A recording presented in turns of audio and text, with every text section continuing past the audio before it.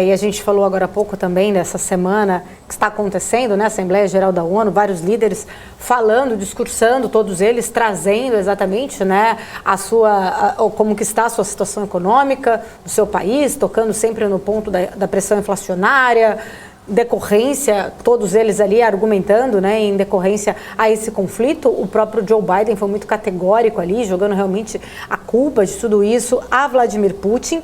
E num dos seus artigos, né, você diz o discurso que não foi feito em relação ao discurso do secretário-geral das Nações Unidas, bem aquele primeiro discurso da abertura, né, o Antônio Guterres. E no final desse teu artigo você cita, né, a possibilidade de uma terceira guerra mundial é real. Professor, real mesmo, a gente corre realmente esse risco da gente ver exatamente essa terceira guerra acontecer? Guerras acontecem, Paula, muitas vezes por erros.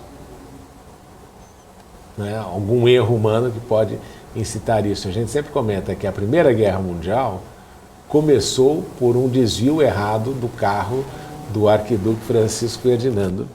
E foi aquilo que começou todo aquele processo todo que culminou numa das guerras mais letais, que foi a Primeira Guerra Mundial, que não acabou em 1919, como a gente diz, mas você teve essa guerra, eu sempre comento, né? Nós chamamos de Primeira e Segunda Guerra Mundial, mas você pode dizer que foi uma grande guerra que começou em 1914 e terminou em 1945, com um intervalo de paz ali no tempo. Mas foi um erro do motorista do arquiduque Francisco Ferdinando, que deu início a toda esta ebulição daquele momento da história. Então, pode acontecer erros? Pode.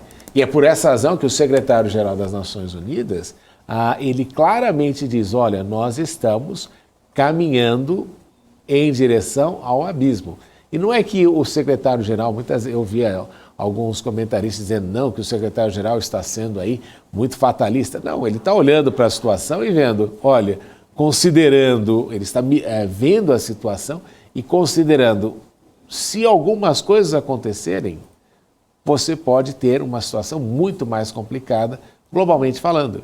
Então, no discurso dele, ele basicamente relembra, se você quer paz, não adianta você ficar querendo jogar gasolina neste momento, mas é necessário que os ânimos arrefeçam. Então, por essa razão que eu concordo com ele quando fala, nós estamos caminhando numa direção que pode ser irreversível. Felizmente, a impressão que se tem é de que Putin não vai querer entrar para a história como sendo o indivíduo que apertou o botão e iniciou a Terceira Guerra Mundial.